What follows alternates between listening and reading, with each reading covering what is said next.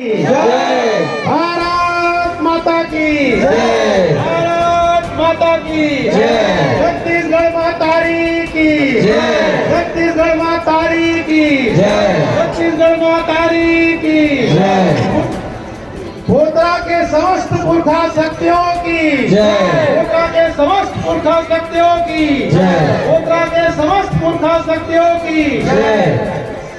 आज इस पोतरा गांव में 11वां पोतरा महोत्सव में मैं पोतरा के समस्त पुरखा शक्तियों को सेवा जोहार करते हुए पोतरा गांव की इस माटी को अपने माथे पर लगाते हुए आज इस कार्यक्रम में हमारे बीच उपस्थित क्षेत्र के पूर्व विधायक, हम सबके जन नेता हृदय राम राठिया जी के चरणों में सेवा जोहार करते हुए हमारी कांग्रेस पार्टी के जिला के उपाध्यक्ष भैया ओम प्रकाश जी के चरणों में सेवा जोहार करते हुए इस खेल कबड्डी में अपनी भाग लेने के लिए आए सभी खिलाड़ी बंधुओं के चरणों में सेवा जोहार करते हुए दूर दराज से आए इस कार्यक्रम में, इस पोतरा महोत्सव में अपनी भागीदारी सुनिश्चित करने के लिए उपस्थित हुए सभी माता पिता भाई बहनों के चरणों में सेवा जोहार करते हुए इस पोतरा गांव के मालिक और मालकिन और इस लैलूंगा क्षेत्र के सभी मालिक और मालकिन, मेरे माता पिता भाई बहन सभी के चरणों में मेरा सादर सेवा जोहार अर्पित करता हूँ। साथियों, सबसे पहले मैं आप सबसे क्षमा चाहता हूँ कि पिछले वर्ष भी मुझे आपके गांव में, आपके आयोजनकर्ताओं ने इस कार्यक्रम के लिए आमंत्रित किया था। कुछ कारणवश इस कार्यक्रम में मैं नहीं आ पाया। आज यहाँ पर आने के बाद उस दिन का मुझे बहुत खेद है कि काश मैं उस कार्यक्रम में भी, उस महोत्सव में भी उपस्थित हो पाता, क्योंकि आज जब मैं आया उससे पहले मुझे भैया मनोहर गुप्ता जी ने, इस कार्यक्रम को आयोजन करवाने वाले भैया मनमोहन जी ने, आपके सरपंच ने, यहाँ के बीडीसी भैया नरसिंह जी ने, आप सब ने मुझे फिर से आमंत्रित किया कि भैया पिछले वर्ष आप हमारे बीच नहीं आ पाए, इस बार जरूर हमारे बीच में, हमारे इस महोत्सव में शरीक होने के लिए आइएगा। मैंने उनका निमंत्रण स्वीकार किया, क्षमा मांगते हुए कि मैं पिछले बार आपके कार्यक्रम में नहीं आ पाया। आज जब मैं आया और देखा कि यहाँ के पूरे गांव के लोग कैसे संगठित हैं और यहाँ पर किस हर्षोल्लास के साथ यह महोत्सव मनाया जा रहा है, ये मेरे दिल को आज गदगद कर गया है। अब तो मैं यही कहूंगा कि जब तक मैं जिंदा रहूंगा तब तक हर साल आपके इस पोतरा महोत्सव कार्यक्रम में मैं आते रहूंगा। स्वागत है सर, स्वागत है। राजेश भैया जिंदाबाद, राजेश भैया जिंदाबाद। नेता बनकर नहीं, इस पोतरा गांव का एक बेटा बनकर आते रहो। मैं हमेशा कहता हूं कि मुझे नेता नहीं, अपना बेटा बना के रखो।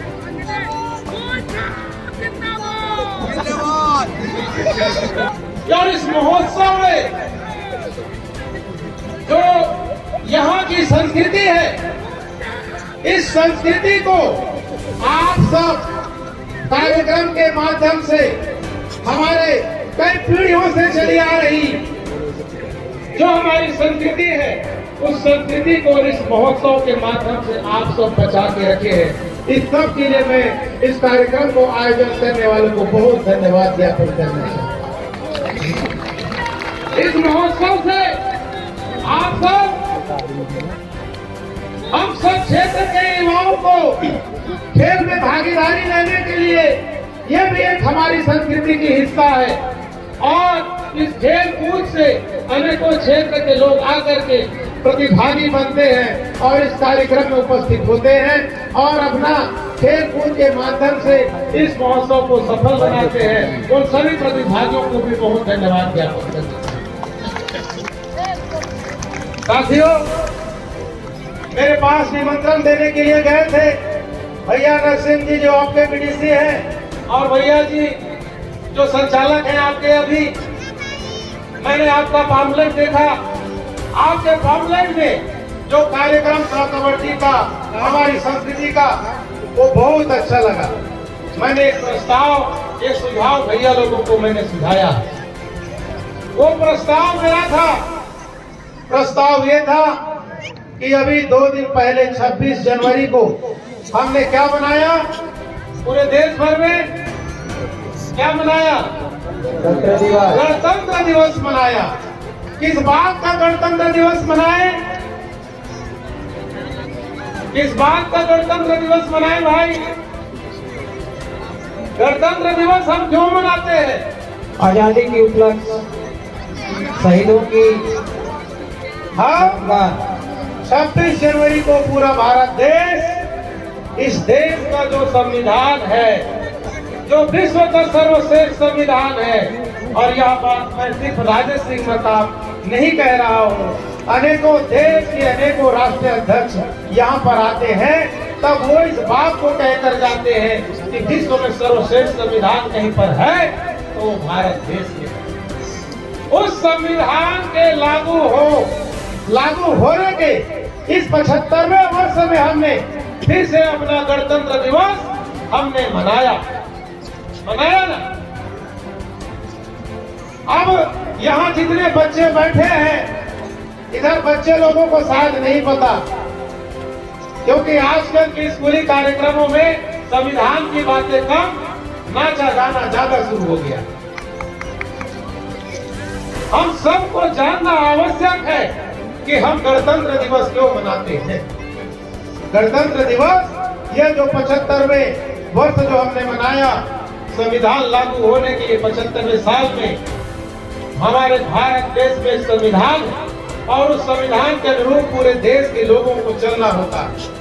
उस संविधान में हम सबको शिक्षा का अधिकार, उस संविधान में हमको मान सम्मान स्वाभिमान पाने का अधिकार, उस संविधान में भी जो मैं बात कर रहा हूँ, मेरी अभिव्यक्ति की आजादी, मुझे बोलने का अधिकार, मन पसंद व्यवसाय करने का अधिकार, नौकरी पाने का अधिकार, हमारे सारा अधिकार इस देश के संविधान में लिखा है साथियों। उस संविधान को हमने 75वें वर्ष में 26 तारीख को हमने मनाया, और इस 75वें वर्ष में जब हमने संविधान मनाया, हमने गणतंत्र दिवस मनाया, तो मैं इस देशवासियों को संदेश देना चाहता हूं कि आज हम अपने संवैधानिक अधिकारों से वंचित क्यों हो रहे हैं। इसके पीछे कारण सिर्फ यही है कि हम अपने अधिकारों को नहीं जानते। इस देश के संविधान में, इस देश का संविधान का लागू हुआ 75 वर्ष हो गया, लेकिन क्या संविधान में हमारे लिए क्या क्या अधिकार है वो सबके पास पहुंच गया? सबको जानकारी मिल गई? नहीं मिल पाई। और यही बात को मैंने भैया लोगों के पास में रखा। इस देश में जो कानून बनते हैं विधानमंडल में, विधानसभा में, लोकसभा में, उसकी जानकारी प्रत्येक घर तक, प्रत्येक नागरिक तक होनी चाहिए। इस देश के संविधान में जो हमारे अधिकार लिखे गए हैं, कितने अनुच्छेद हैं संविधान में भाइयों? कितने को पता है कि भारत देश के संविधान में कितने अनुच्छेद हैं? कोई बताएगा? कोई नहीं बता रहे, किसी को नहीं पता। 75 साल हो गए, यही हमारी विडंबना है इस देश की कि 75 साल हो गए और आज तक हमको नहीं पता कि हमारे देश के संविधान में कितने अनुच्छेद हैं। एक हिंदू धर्म के मानने वाले को गीता की, भागवत की, पुराण की, रामायण की हर एक लाइन, हर एक कहानी याद है। क्रिश्चियन धर्म मानने वाले को बाइबल की हर एक लाइन याद है। और मुस्लिम धर्म वालों को कुरान की हर एक लाइन याद है, लेकिन जिससे पूरा देश चलता है, इस देश के आम नागरिक से लेकर राष्ट्रपति तक, इस देश की सर्वोच्च अदालत तक, उस संविधान में कितने अनुच्छेद हम सबको यहाँ पर है, किसी को नहीं पता। कितनी बड़ी विडंबना की बात है, कितनी बड़ी दुख की बात है। और इसीलिए मैं कहता हूँ, मुझे नेता नहीं, मुझे बेटा बना के रखना, क्योंकि नेता आता है, भाषण देता है, ताली बजवाता है और चले जाता है। मैं ताली बजवाने के लिए नहीं, मैं जानकारी देने के लिए आता हूँ। क्योंकि साथियों, ये लोकतंत्र है और लोकतंत्र में लड़ाई हथियार से नहीं, लोकतंत्र में लड़ाई जानकारी से लड़ी जाती है और लोकतंत्र में हथियार जानकारी होता है। और जब आपके अधिकारों की लड़ाई की बात होगी और आपको पता नहीं होगा कि मेरे अधिकार क्या है, तो आप कैसे लड़ेंगे अपने अधिकारों की लड़ाई।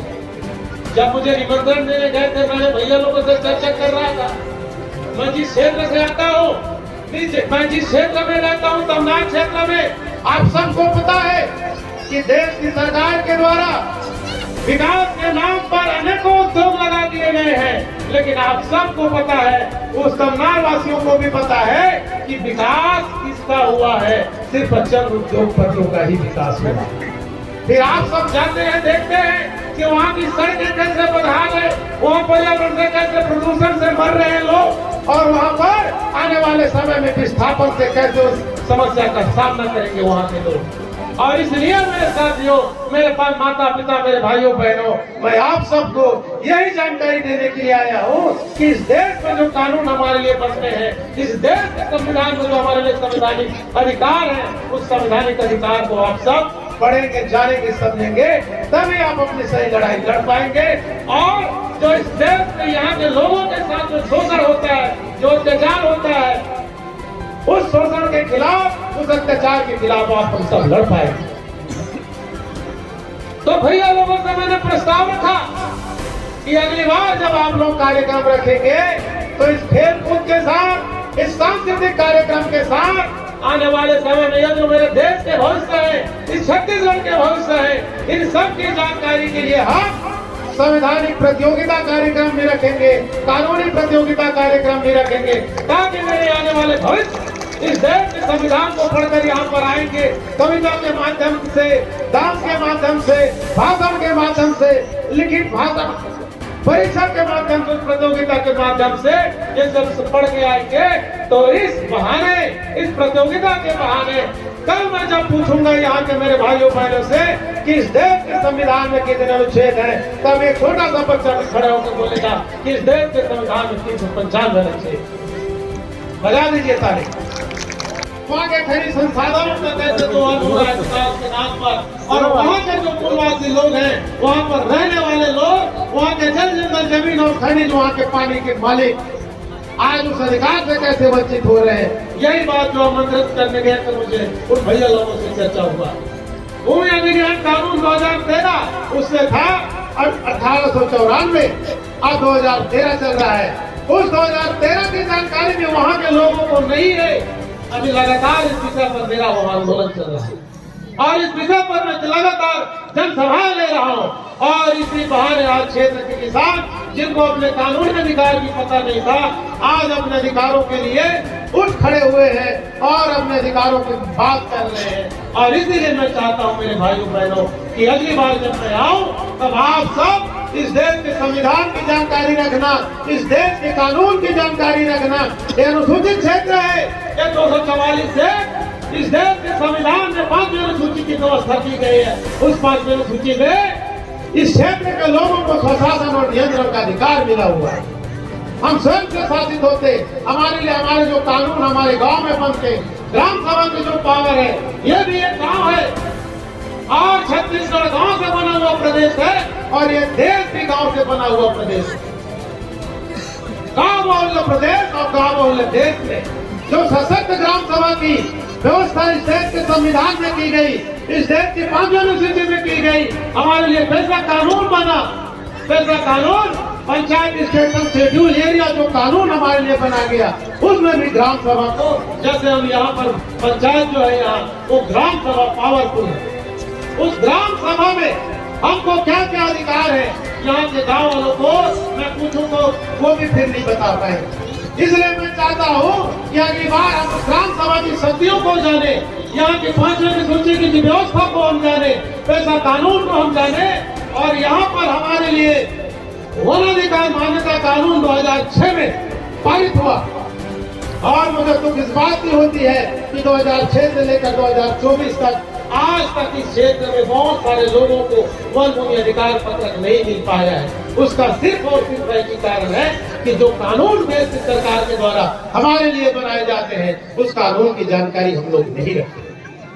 और मैं चाहता हूँ कि जब मैं अगली बार आऊँ तब आप सब इस देश के संविधान की 5वीं अनुसूची की, पैसा कानून की, वन अधिकार मान्यता कानून की, मानव अधिकार की, सारे अधिकारों की जानकारी यहाँ से बच्चा से लेकर सियान तक, महिला से लेकर जवान तक उसकी जानकारी रखेंगे। मुझे उम्मीद है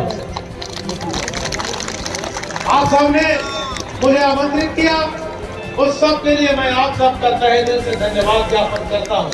यहाँ के कार्यक्रम आयोजन करने वाले सभी मेरे युवा साथी, यहाँ के आयोजकगण, उस सबका मैं तहे दिल से इस आयोजनकर्ताओं का तहे दिल से धन्यवाद ज्ञापन करता हूँ कि आप सब इस कार्यक्रम को हर साल यूं ही बनाए रखिए। इस सब के लिए मुझसे जो भी तन मन धन से जो भी सहयोग की जरूरत पड़ेगा, और सिर्फ इस कार्यक्रम के लिए इस क्षेत्र में हर एक माता पिता के घर में जो की जरूरत पड़ेगी मुझे बेटा समझकर अपने घर में बुलाइएगा। अपनी तकलीफों में, अपने सुख और दुख में सब राजेश सिंह मकाम आपकी सेवा में हाजिर है।